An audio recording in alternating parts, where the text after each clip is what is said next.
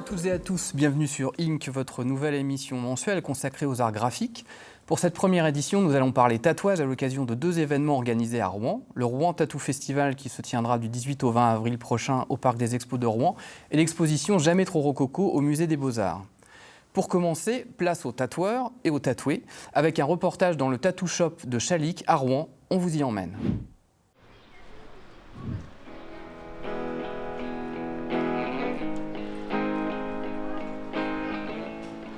Je m'appelle Christophe, j'ai 47 ans, je suis directeur adjoint d'un magasin de beaux-arts, beaux-arts créatifs, et à côté de ça, je suis artiste plasticien. Et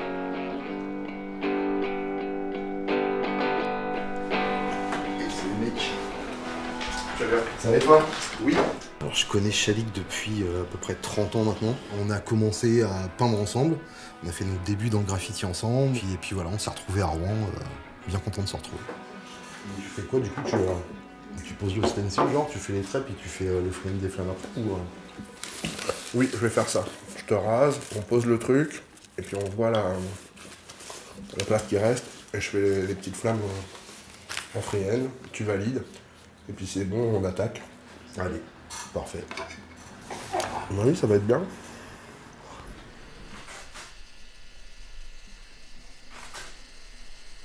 Non bah t'as le haut du cap ça fait encore. Oui, mais à la fin du tracé. Ouais. Oui bah je me doute bien. Bon. Alors le tatouage que j'ai fait là dernièrement, le dernier avec Chalique, c'est un caps, donc le petit bouchon qu'on met sur le haut des bombes de peinture.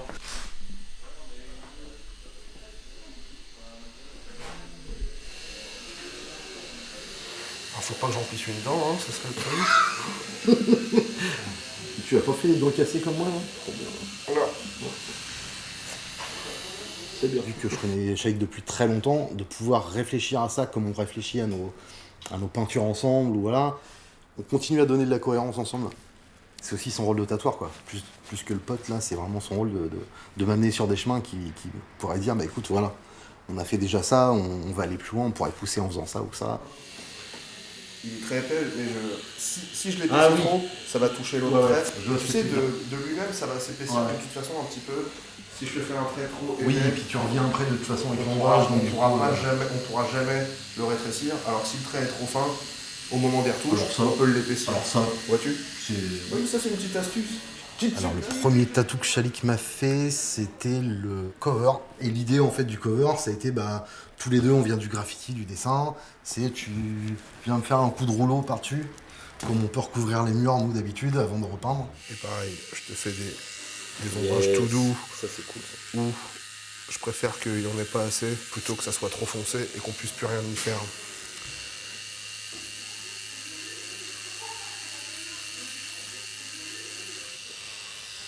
Ça c'est Chalique. Chalique. Celui-ci c'est Chalique. La lune là c'est Chalique sur un dessin à moi. Le reste c'est que des dessins Chalique aussi.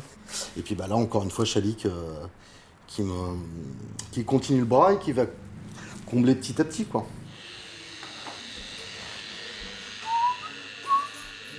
C'est ce qui nous a toujours inspiré aussi, même quand on fait du graffiti, voilà, on a toujours cette fibre BD franco-belge, manga, comics qui nous tiraille quoi. Parce qu'après, il y a quand même tout le remplissage encore. Non. La bouche, tu vas la sentir. On est sûr ça.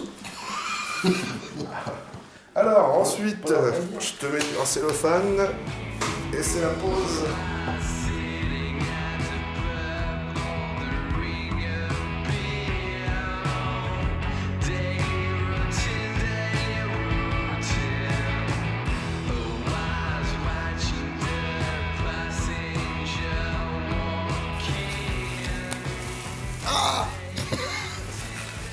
Du cinéma.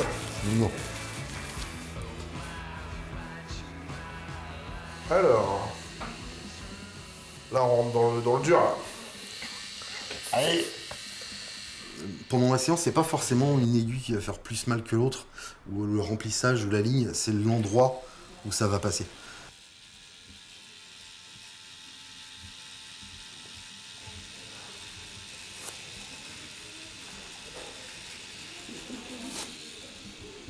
mais c'est pareil, je peux pas passer 1000 fois ça parce que ça, à la fin, ça va faire de la viande hachée un peu, tu vois. Ah.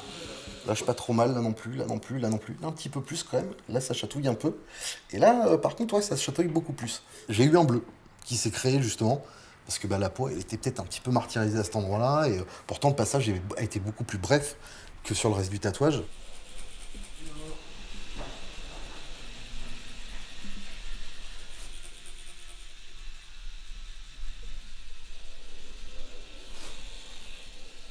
Alors, même chose que tout à l'heure, nettoyage, beurre, cellophane, cigarette, et après je peux te faire le vrai pansement, on peut prendre des petites photos, mais au moins ça aura dérougi un petit peu. Yes. Ça a été? Parfait. Ouais, c'est cool, mec. Franchement. Le pansement, tu le gardes 3, 4, 5 jours maximum. T'essayes de faire attention sous la douche. Yes. Et puis, je repasse dans une semaine te montrer ça un peu sick. Hein. Exactement, ouais. Et puis on voit s'il y aura besoin de retouche ou pas. Allez, parfait. Très bien. Et bisous mon vieux. À Merci, bientôt. mec. À tous. Au revoir les copains.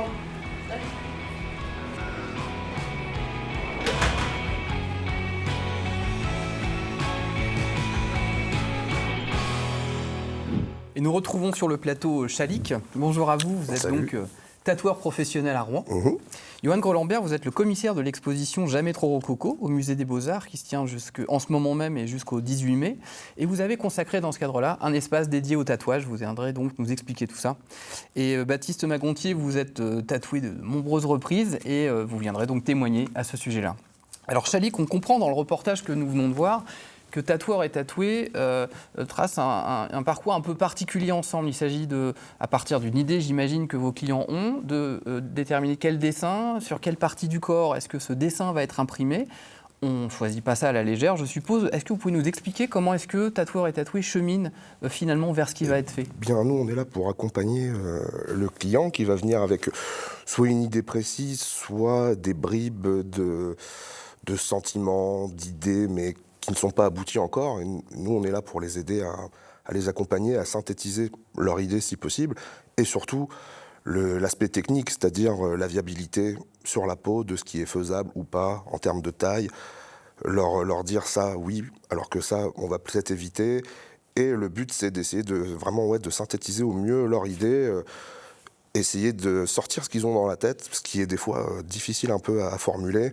Les gens arrivent avec tout un tas de sentiments, on va dire, quoi. Et, il faut arriver à canaliser tout ça et à essayer de faire sortir tout ça, histoire d'avoir vraiment un dessin qui va en ressortir, qui puisse plaire à la personne, qui puisse être viable techniquement, qui va bien vieillir et dont la personne sera contente et qu'on arrive vraiment à...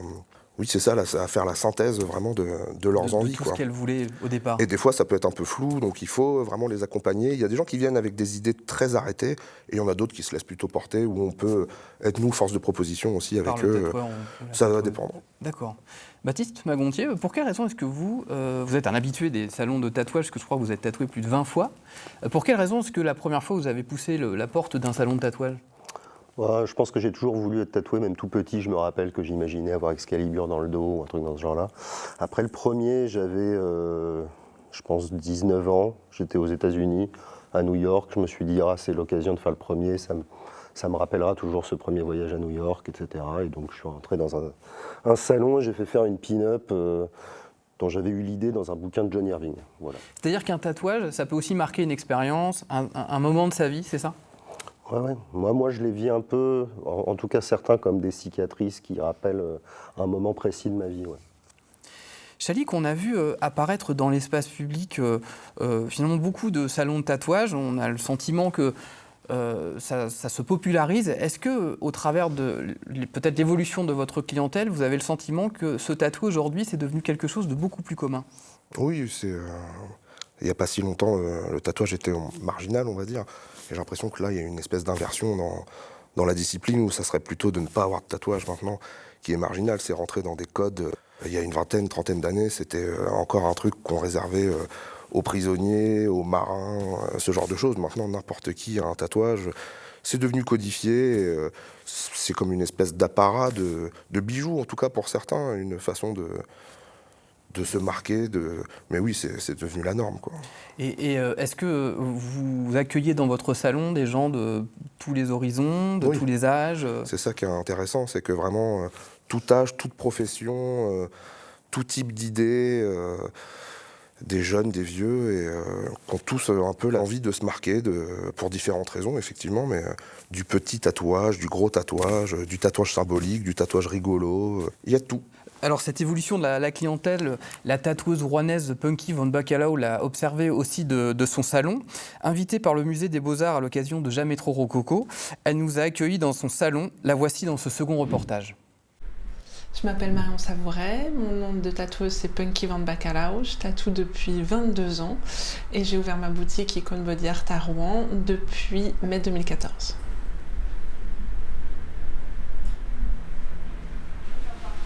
J'ai rencontré le monde du tatouage et du piercing quand j'étais plutôt jeune, vers 14-15 ans.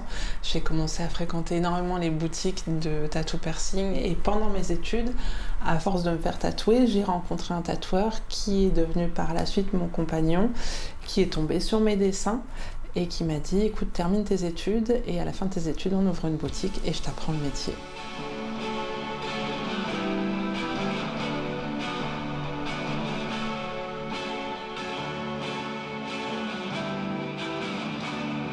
Moi, je suis arrivée en tout cas dans le milieu du tatou un tout petit peu avant les grands changements. Ce qui fait que j'ai connu le tatou dans son époque un petit peu old school.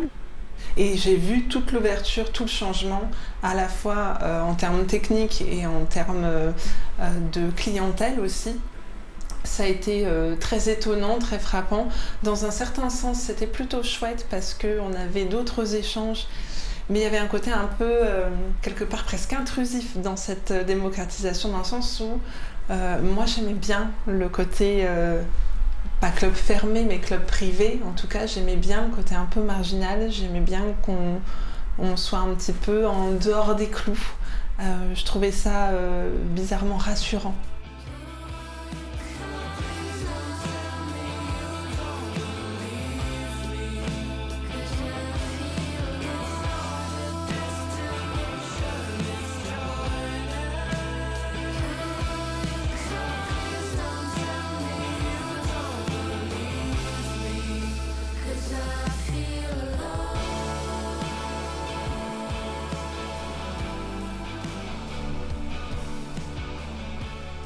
On va bientôt avoir l'opportunité de réaliser une journée tatouage dans le musée des Beaux-Arts de Rouen.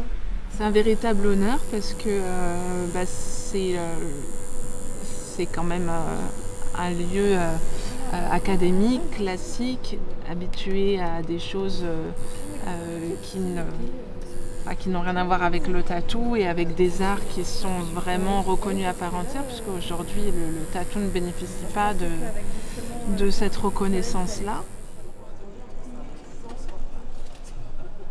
Il y a un débat dans le monde du tatou, à savoir est-ce que le tatouage c'est de l'art ou est-ce que c'est de l'artisanat. En ce qui me concerne moi, je me sens pas très à l'aise avec le terme d'artiste. Je me sens plus artisante, mais aussi parce que je travaille énormément avec les gens.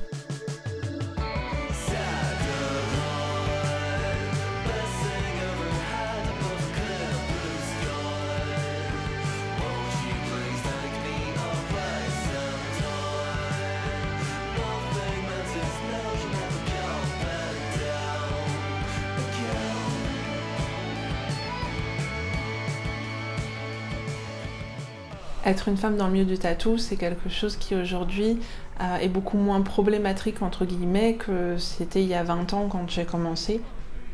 Moi, j'ai jamais souffert de mon genre. À aucun moment, j'ai été disqualifiée ou mise de côté à cause de ça. Tout simplement parce que j'en ai jamais fait un sujet. Il fallait que je gagne ma place, mais c'était comme ça pour moi, comme c'était comme le cas pour tous les apprentis.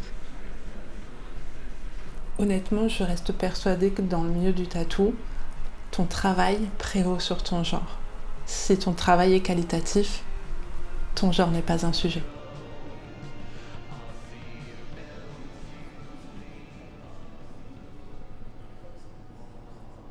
Quand on est arrivé à Rouen, du coup en 2014, le concept de boutique féminine n'existait pas. Et c'est vrai qu'on est parti un peu dans ce credo-là en se disant il y a déjà des boutiques de mecs partout. Par contre, personne propose une boutique avec une équipe essentiellement féminine où les femmes du coup se sentiraient peut-être un peu plus à l'aise, un peu plus safe, notamment quand il s'agit de la nudité.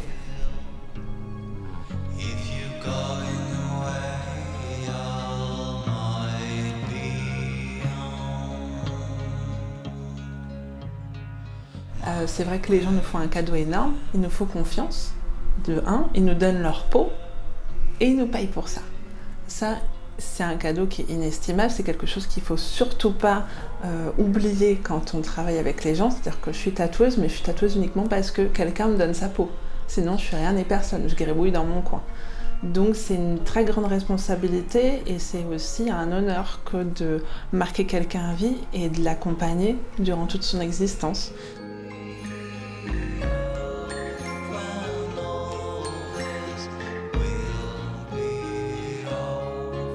Il y a cette espèce d'angoisse à chaque fois qu'on prend la machine. En tout cas, moi, en 22 ans, elle ne me quitte jamais. Elle est toujours là. Et avant chaque tatou, j'ai toujours une pression qui est au max de me dire il faut que ce soit le meilleur tatou de toute ma carrière à chaque fois, quoi. Alors, Johan Grelambert, pourquoi avoir consacré un espace dédié au tatouage au sein de l'exposition Jamais trop rococo ? Alors, le style rococo est un style qui naît au XVIIIe siècle et qui est un style avant tout ornemental. Ce style a été diffusé notamment par la gravure et il se trouve qu'aujourd'hui, le style vit encore grâce aux tatoueurs notamment. Donc, pour moi, ça a été une évidence de mettre en avant ce travail de tatoueurs qui sont des artistes et qui reprennent, enfin qui s'inspirent en tout cas, de motifs inventés au XVIIIe siècle. Et si j'ai bien retenu, les tatouages qui étaient réalisés dans le salon éphémère ouvert dans la galerie des sculptures du musée étaient en fait des choses qui sont issues de l'exposition, des dessins qui sont issus de l'exposition. Tout à fait. En fait, les 3 tatoueuses qui sont intervenues se sont inspirées des objets présentés dans l'exposition pour proposer des motifs aux clients. Baptiste Magontier, est-ce que lorsque vous faites vos tatouages successifs, est-ce qu'à un moment donné, vous allez vers un tatoueur ou une tatoueuse pour son univers artistique précisément ? Est-ce que c'est parfois plus l'artiste qui vous intéresse que l'artisan ? Ouais, ça peut arriver que... C'est pas le cas pour tous, mais pour certains, je suis allé voir des gens dans d'autres villes. Je suis allé à Bordeaux, je suis allé à Toulouse, parce que j'aimais bien le travail de certains tatoueurs, ouais, effectivement. Et on va éventuellement s'intéresser en amont à ce qu'un tatoueur fait pour s'assurer que ça peut correspondre à ce qu'on a envie de faire. Ouais, c'est ça, son univers. Il y a des gens qui ont un univers très précis, d'autres pour lesquels c'est moins le cas, mais effectivement, il y a des gens pour lesquels on est prêt à se déplacer assez loin. Ouais.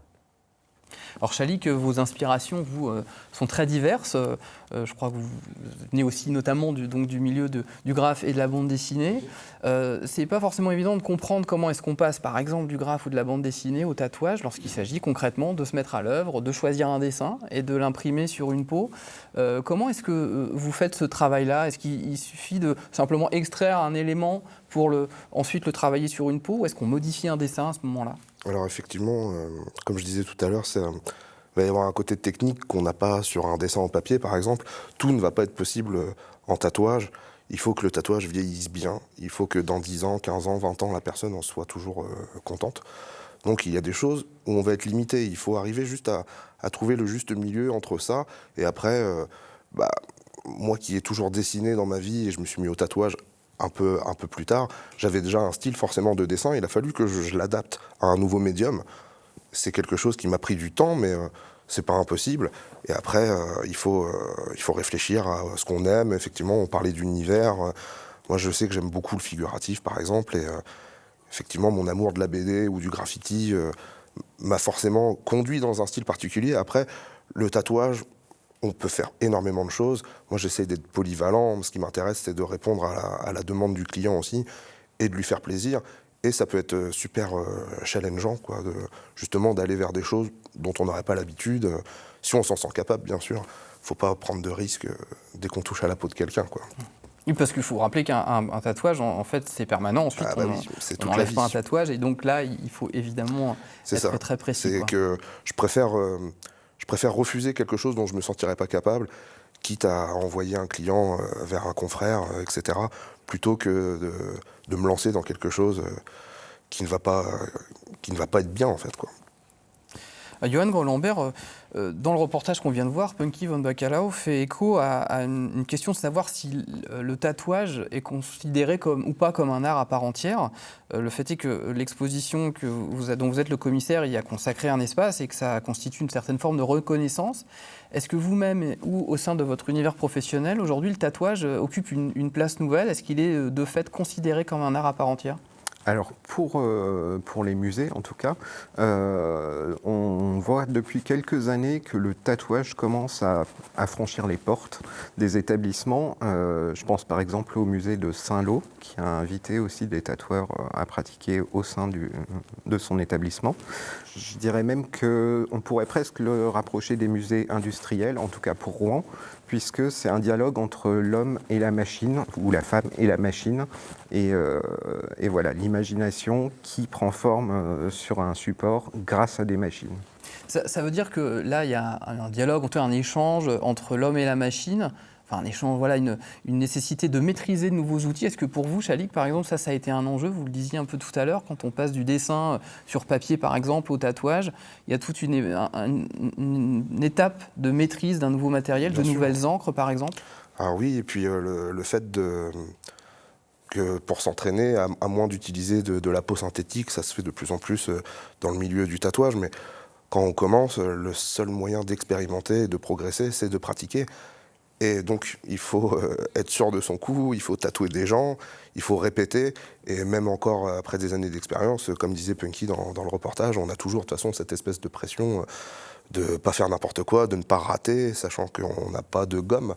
C'est pas comme le papier, le dessin en soi, pour pratiquer, il suffit de noircir des pages et des pages et des pages, et on sent la progression. Mais avec ce médium-là, on est obligé de pratiquer pour progresser, pour comprendre comment la machine marche. La peau des gens va être différente d'un client à l'autre, de par leur corpulence, leur âge, l'endroit où on va tatouer les personnes. Donc il y a plein de paramètres à prendre en compte, et il faut toujours essayer de réfléchir à tout ça en amont sur n'importe quel projet.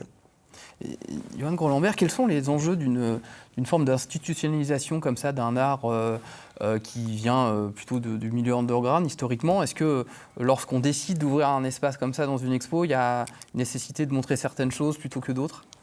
Alors, il fallait en tout cas que nous, on puisse intégrer ça dans le discours de l'exposition. Là, pour le coup, ça dialoguait plutôt bien, puisque le style rococo est défini par ses formes en S. Et il se trouve que les corps sont faits de courbes et de contre-courbes qui correspondent tout à fait au style. Le tatouage ornemental prenait tout son sens dans l'exposition. Merci en tout cas à vous trois d'être venus sur ce plateau. Cette émission a été réalisée par le réalisateur Jérôme Devanne. Vous pourrez la retrouver en replay sur le site france.tv. Le mois prochain, nous vous retrouverons dans une émission consacrée à l'estampe japonaise. À très bientôt donc.